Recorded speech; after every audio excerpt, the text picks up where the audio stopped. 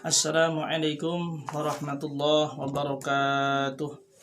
Bismillah, alhamdulillahilladzi faddala bani adama bil ilmi wal amal ala jami'il alam. Wassalatu wassalamu ala sayyidina Muhammadin sayyidil arabi wal ajam wa ala alihi wa ashabihi ya nabi'il ulumi wal hikam. Subhanaka la ilma lana illa ma 'allamtana innaka antal alimul hakim. Rabbi shrah li sadri wa yassir li amri wahlul 'uqdatam min lisani yafqahu qawli, amma ba'du.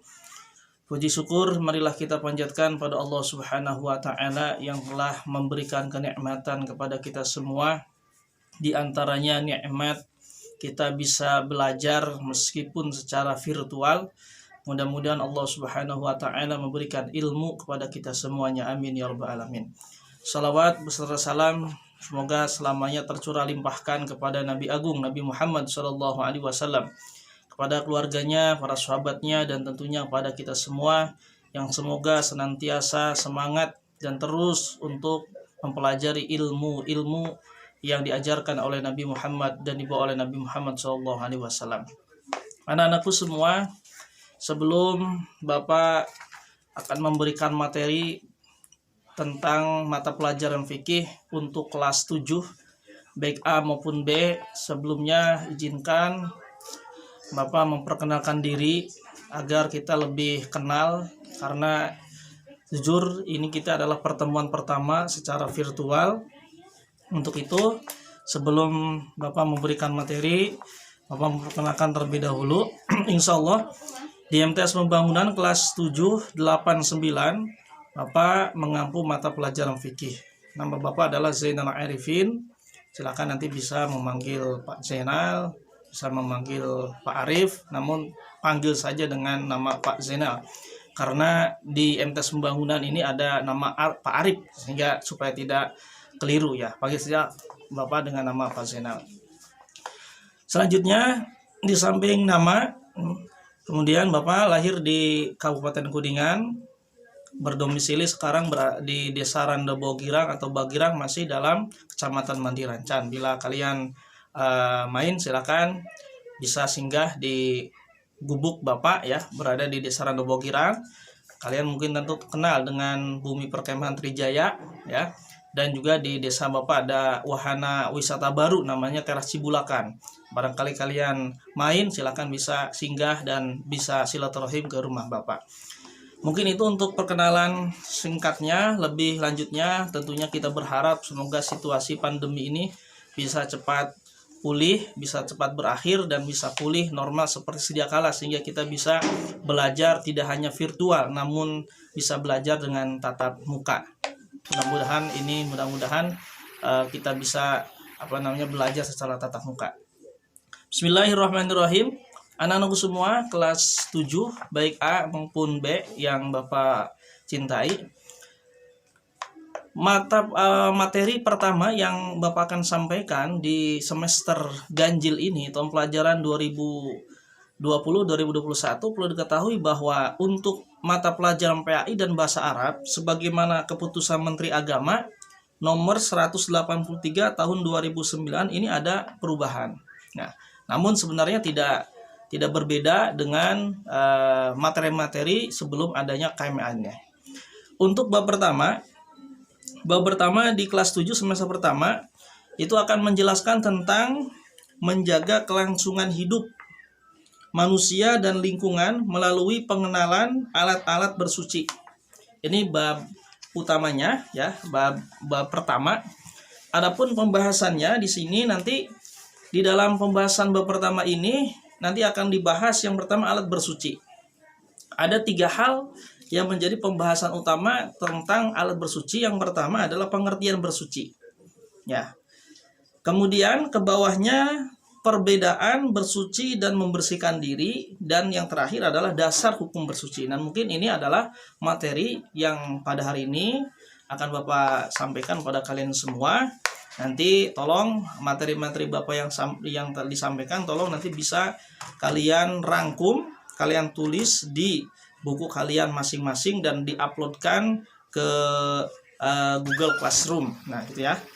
Kemudian selanjutnya materi di bab pertama ini kita akan membahas tentang air sebagai alat bersuci. Ya kan, nanti akan dijelaskan macam-macam air.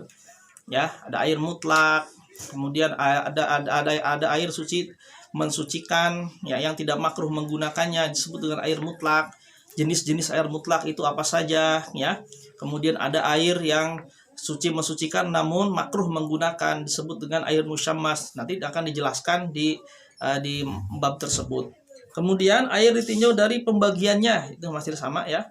Kemudian air ditinjau dari hukum penggunaannya.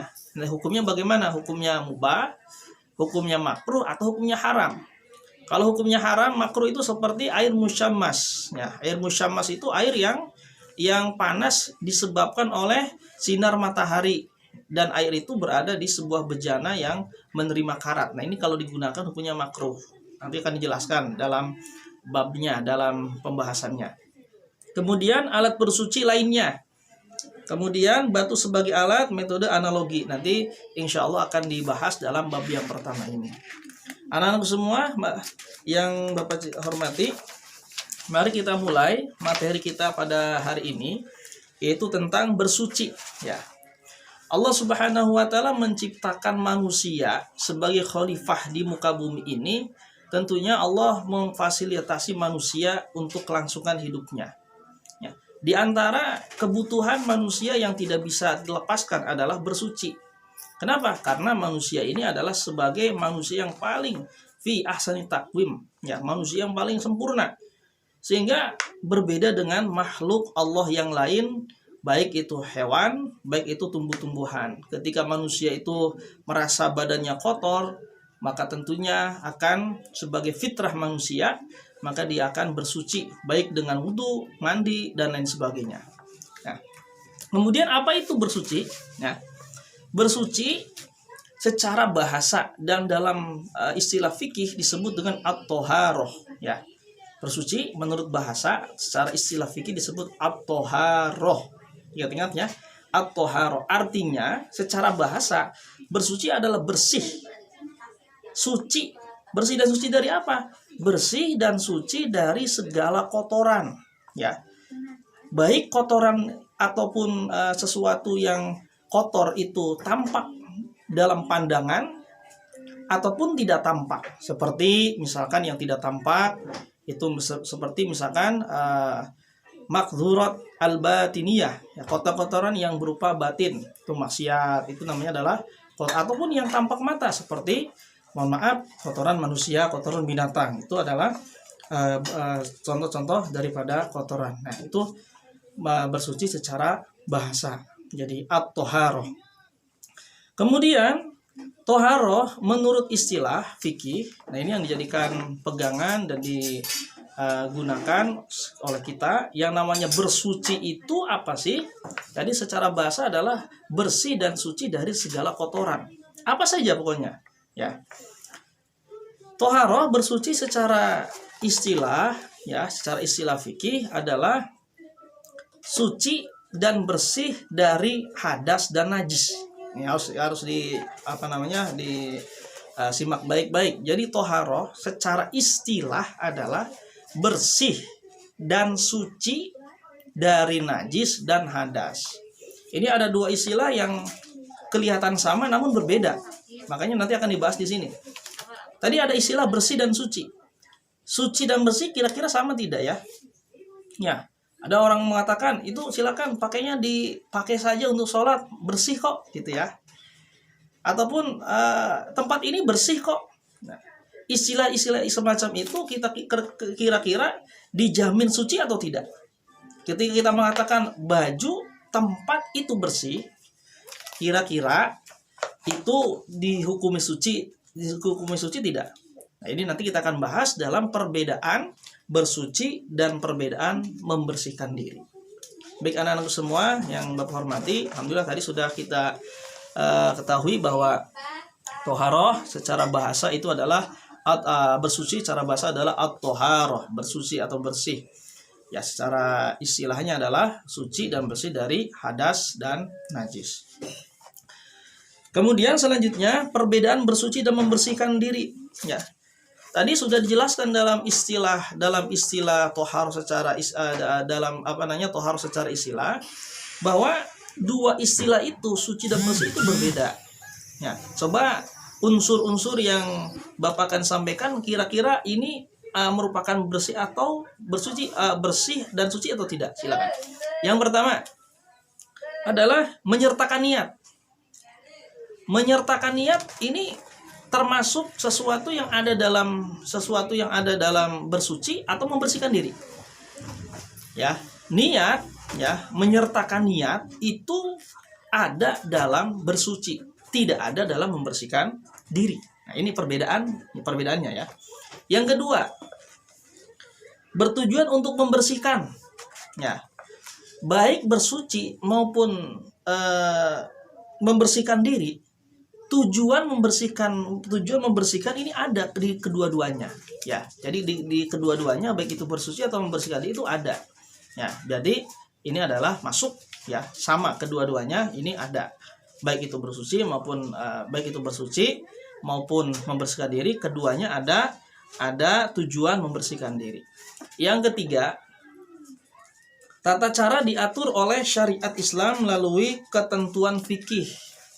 Ya. Yang ketiga ini tentunya kalau di dalam bersuci itu pasti diatur oleh ketentuan syariat. Berbeda dengan membersihkan diri. Kalau membersihkan diri itu tidak diatur oleh ketentuan syariat. Ya. Yang terakhir adalah mengikuti pola hidup sehat. Nah, ini yang keempat ini tentunya juga ada baik dalam bersuci maupun membersihkan diri. Jadi kalau kita terbiasa untuk bersuci, baik itu mandi, ya, baik itu berwudu, ya, itu namanya bersuci atau tayamum, atau membersihkan diri. Kalau membersihkan diri misalkan cuci muka sebanyak-banyaknya dan sesering-seringnya, cuci tangan yang sekarang lagi harus kita biasakan hidup, membiasakan cuci tangan, karena salah satu yang bisa mencegah virus corona ini adalah dengan selalu dan sering mencuci tangan. Itu merupakan kebiasaan membersihkan diri dan tujuannya adalah untuk mengikuti pola hidup sehat. Nah, anak-anak semua yang Bapak hormati, ya. Tadi perbedaan antara bersuci dan membersihkan diri, ya. Itu ada perbedaannya. Kalau membersihkan diri itu berangkat dari pribadi. Ya. Jadi kalau membersihkan itu berangkat dari pribadi. Berbeda dengan bersuci. Kalau bersuci itu, ya, itu ditentukan, diatur oleh syariat. Ya. Oleh syariat Islam. Yang jelasnya adalah dijelaskan dalam kitab fikih atau dalam pelajaran kita ini. Dan juga ada persamaannya, gitu ya. Persamaannya yang jelas tadi sudah jelas disampaikan adalah sama-sama untuk mengikuti pola hidup sehat, ya, untuk senantiasa terhindar dari penyakit. Nah, itu adalah persamaannya. Yang jelas kesimpulannya dari hal ini bahwa bersuci sudah pasti, ya, bersuci sudah pasti menyertakan perbuatan membersihkan diri. Kalau kita bersuci itu sudah pasti menyertakan perbuatan membersihkan diri, tetapi membersihkan diri belum tentu termasuk bagian dari bersuci. Nah, itu dia. Jadi kalau bersuci itu pasti membersihkan diri, namun kalau membersihkan diri itu belum tentu bersuci. Makanya kembali lagi, kalau tadi ada ucapan, silakan pakai pakaiannya dipakai saja itu masih bersih, ya, tempatnya silakan digunakan sholat itu masih bersih, ini belum tentu suci. Tetapi kalau misalkan silakan pakainya dipakai saja itu masih suci, itu pasti bersih, gitu ya. Anak-anak semua yang Bapak hormati, yang terakhir materi yang mungkin Bapak akan sampaikan adalah terkait tentang dasar hukum bersuci. Segala aspek ibadah itu pasti ada landasan dasar hukumnya, ya. Seperti halnya sholat itu ada dasar landasan hukumnya, puasa ada dasar landasan hukumnya, semuanya, ya, ibadah-ibadah itu pasti berlandasan dasar hukum, tidak kecuali adalah bersuci. Nah, bersuci landasan hukum anjuran kewajiban untuk bersuci ini ada dalam Quran surah Al-Baqarah ayat 222. Allah berfirman, a'udzubillahi minasyaitonirrajim, innallaha yuhibbut tawwabin wa yuhibbul mutatahhirin. Artinya adalah sungguhnya Allah mencintai orang-orang yang tobat dan mencintai orang-orang yang mensucikan diri, ya. Sungguhnya Allah mencintai orang-orang yang tobat dan mencintai orang-orang yang mensucikan diri. Ini dalilnya, atau kalau hadisnya an-nadzafatu minal iman, kebersihan, ya. Itu sebagian daripada iman. Dan dalam surat yang lain dasar hukumnya ada pada surat At-Taubah ayat 108 yang berbunyi fihi rijalu yuhibbuna ayyatatahharu wallahu yuhibbul mutahhirin. Ini dasar hadisnya, yaitu At-Taubah, surat At-Taubah ayat 108. Di dalamnya terdapat orang-orang yang mencintai membersihkan diri, ya. Allah mencintai orang-orang yang membersihkan, orang-orang mutahhirin, orang-orang yang bersih. Allah mencintai orang-orang yang bersih. Nah, di dalam ayat tadi itu ada hal yang menarik, ya. Ayat yang pertama Quran surah Al-Baqarah ayat 222 itu innallaha yuhibbul mutahhirin. Allah mencintai orang-orang yang mensucikan diri. Dan dalam Quran surat At-Taubah ayat 108 Allah berfirman yuhibbul mutahhirin, orang-orang yang bersih. Nah, tadi sudah dijelaskan, ya. Jelaskan yang pada intinya adalah ayat ini menjadi dasar hukum daripada perintah diwajibkannya mensucikan diri, dan tentunya dibalik hikmah disyariatkannya mensucikan diri ada hikmah bahwa kelangsungan hidup manusia itu akan berlangsung dengan baik manakala kita mengikuti syariat Islam, mengikuti ketentuan hukum dari Allah Subhanahu wa taala, sehingga akhirnya kita bisa hidup dengan keadaan sehat walafiat, terhindar dari penyakit. Itulah maksud daripada maqasidu syariah, tujuan-tujuan syariat agar kita hidup di dunia ini dengan dengan sentosa, dengan sehat dan dengan bahagia. Baik, demikian pengantar saja, ya. Ini pengantar saja awal kita bertemu. Mudah-mudahan di minggu kedua sudah secara tatap muka, ya.